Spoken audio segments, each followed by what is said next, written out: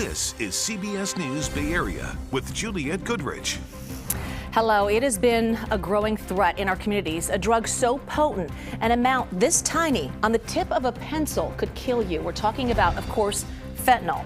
And today, 2 Bay Area hotspots are taking new steps to prevent overdoses, especially over the summer months. Let's take you first to Santa Clara County, which has seen a troubling spike in fentanyl deaths. Last month, the county reported 41 fatal overdoses, up from 17 in April. And the coroner says most of these cases are tied to fake prescription pills that were laced with fentanyl. So let's put a face to one of those victims. This is 25-year-old Heather Marie. She died after taking fentanyl-laced pill at a Super Bowl party back in February. Her boyfriend was also present. He and the victim, Heather, had shared a single M30 pill that he had obtained from a friend in Seaside. Please note carefully what I just said. They shared a single pill. So the man who allegedly sold that pill to the couple was arrested during an undercover operation and arraigned this week on a murder charge. Meanwhile, community counselors in San Jose are working hard to help prevent drug addiction, especially among young people. Our Jose Martinez shows us what they're doing. Steve Eckert knows firsthand how difficult it is to deal with someone addicted to fentanyl. One of my friends has a child who's using, and I hope that we can do something about it. And he's doing that. He is the CEO of Alum Rock Counseling Center. His organization is among several in Santa Clara County that are vital in preventing drug addiction among youth at risk. We do a variety of things, including school-based counseling. We have worked together with the county on a couple drop-in centers. We work with parents who have had their children removed from their custody. We also have a mentoring program. Steve tells me they're ready to work extra hard this summer, especially after Santa Clara County Supervisor Cindy Chavez alerted residents about the anticipated increase in fentanyl presence in the region. We know we're seeing synthetic pills in our community called M30s.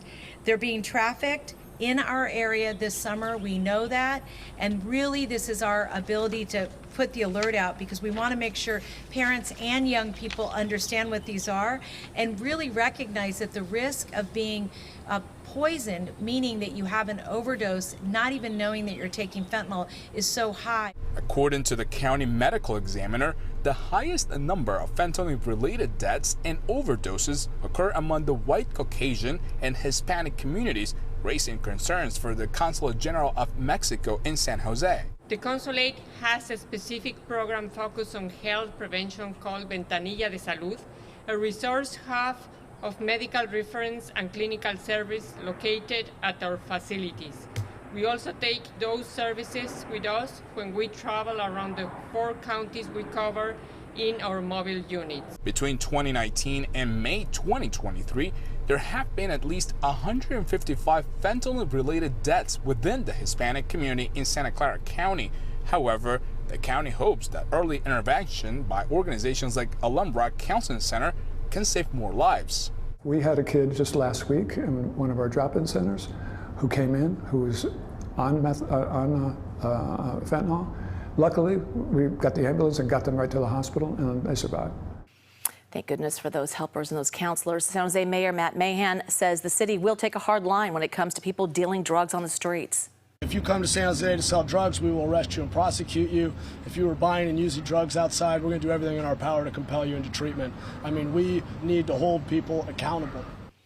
It remains to be seen if the mayor can deliver on that promise. The Mercury News reporting that the DA's office has a long-standing policy of not charging those who have been arrested or cited on minor drug charges. All right, let's now go to San Francisco, where the number of CHP officers patrolling the Tenderloin is being doubled. Governor Newsom sent in both the CHP and National Guard back in May to help local law enforcement crack down on drug dealing in hotspots like the Tenderloin and Soma.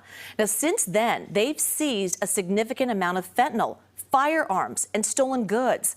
San Francisco police data shows 18 citations or arrests for drug violations in the Tenderloin area just last week. But some people say they are still waiting to see any noticeable change. I'm happy that they're doing something. I wish there was more that could be done. This area I've been in for 11 years, and nothing's ever really changed. The governor says the FBI and DEA agents are expected to join the effort in the next 2 to 3 months as part of a federal operation. All right, now on to our other big story. We're following this evening a first alert weather weekend as temps climb. Our San Francisco camera still shows a chilly fog over the bay, but the heat is already kicking up inland. And in San Jose, oh yes, raging water is a popular place for kids and their parents to cool down. And starting tomorrow is when we are really going to feel the heat inland.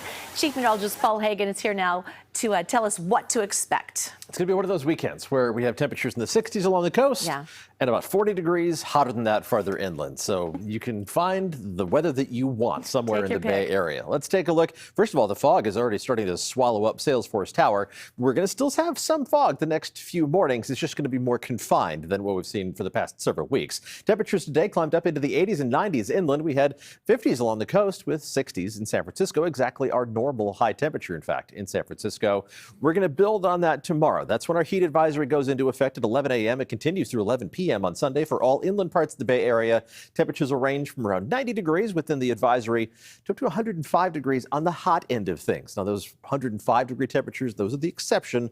Most inland spots will be in the 90s, but that's hot enough that this first heat wave of the season can kind of catch you by surprise. We're not acclimated to it just yet, so be prepared, stay hydrated, find some air conditioning whenever you can. Temperatures tomorrow are going to be about 3 to 7 degrees above average around the Bay, more significantly above normal farther inland, up to 90 in San Jose, but close to 100 degrees already tomorrow in Concord. And tomorrow's not even the hottest day in sight. That arrives Saturday. I'll have the full 7-day forecast coming up in just a few minutes. All right, Paul, thank you.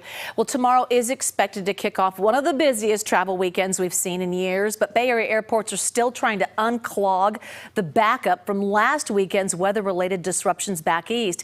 There were dozens more cancellations and hundreds of delays at SFO today. One passenger on a layover told us, get this, she stood in a customer service line for 12 hours after her flight was canceled and still could not book another. Daniel and then my son William, they both had to take like several naps on the floor while we were waiting. I had to drag him at one point because I wouldn't lose my spot in line. Well, we're told staffing issues at SFO are compounding the problem. The most recent numbers at SFO, 24 cancellations and 124 delays for departures and 27 cancellations, 154 delays for arrivals. So it's enough to make you maybe want to brave the traffic on the roads instead. So AAA predicting more than 4 million Americans will drive to their holiday destinations. The Bay Area bridges are looking pretty good right now, but things could get ugly starting tomorrow, especially if your car isn't well maintained. If you have underinflated tires, you could have blowouts. It's a very common thing, as AAA sees a 5% increase in roadside assistance calls. Nationwide, 400,000 people are going to be stuck looking for help from AAA. If you don't want to be one of them, get your car checked out before you go. All right, another common issue, batteries running out. They drain faster in the heat. So if you are hitting the roads this weekend, you should probably fuel up now. The state gas tax is going up by 4 cents on Saturday. Monumental Supreme Court ruling today. The court in a 6-3 decision striking down affirmative action in higher education.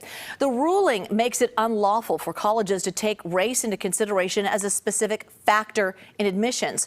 Writing for the conservative majority, Chief Justice John Roberts said admission policies at Harvard University and the University of North Carolina violated the 14th Amendment's Equal Protection Clause. So we know today's ruling will have an impact on students here in California, and Ann Makovic joins us now to explain just how. Yeah, and you might not know, California already has a ban on affirmative action in public schools. You probably do. You've had several children through college, but that was actually enacted back in 1996. It's really been a part of the diaspora now. That was Prop 209. But today's ruling means that there are big changes coming to the state's private colleges. Right now, schools like Stanford, USC, and USF have affirmative action as part of their admissions process. The University of San Francisco said today in response to the ruling that efforts to recruit and retain more black students led to the enrollment of black students tripling at the school. We talked to one administrator who says the state schools saw a 40% drop in black and Latino students right after they were banned from using affirmative action. And they've had to get creative with targeted outreach. And working with people who are coming from schools that are under-resourced and trying to help people develop a pathway to our universities. And so that has been a lot of work. That's a lot of heavy lifting. It involves personnel, it involves funds, and also involves a lot of relationship building. She says with those efforts, diversity has gotten close to pre-Prop 209 levels, but Governor Newsom is sounding the alarm that it's not going to be easy to keep the state schools diverse. I'm very concerned about this. I think you should be as well. And I'm frankly unsurprised because we have a Supreme Court that wants to bring us back to a pre-1960s world.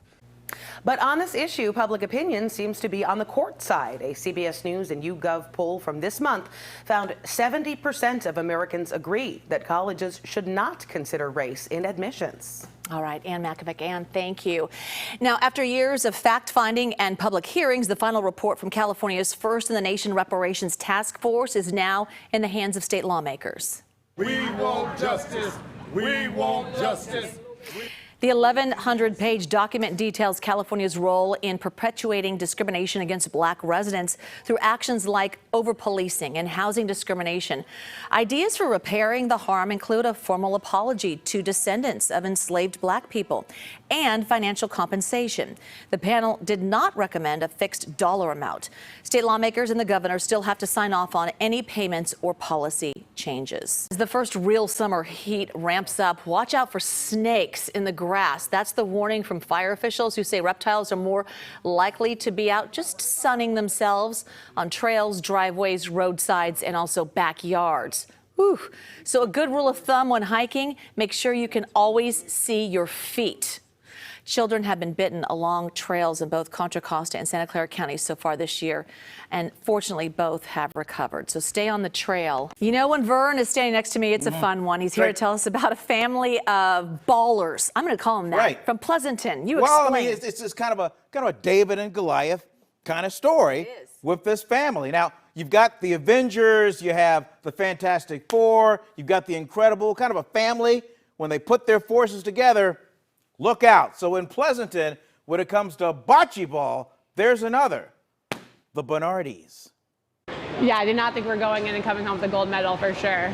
The Bernardi family certainly exceeded their own expectations last weekend in Chicago. Congratulations to the Bernardis, 12-1. They won 7 matches on their way to a national title. It's almost like a high, and you don't want to come down. So I just love it. I don't know if we'll ever get back to that or not, but I'm not giving this back. I know that for sure. Dario was joined by his daughter, Navina, son, Joey, and longtime friend, Hallo. With his wife, Natalina, cheering them on. I think she genuinely loves and hates to watch. I think she likes being, someone has to be the neutralizer, right? It gets hard. They became the first family to win a natty and felt the love back home from their extended bocce family. It was nice to win one for California because there weren't that many California teams. I had 187 text messages after the game. It was so much fun. The only person missing in Chicago was Dario's 89-year-old mom. But Joey set up her computer before he left so she could watch every roll. Her caretaker, Naomi, was kind of saying, God, your mother was yelling at you when you made a bad shot. And I would look at her and go, really, Mom? And she said, but she had a smile on her face. Priceless, just priceless. You should be interested to know, Jules, that Dario and the family, that they're back home in Pleasanton, and it appears they are looking for any and all challengers. So a question for you, sir. Yeah. When are you and Jules going to challenge 2 of us? I need to know.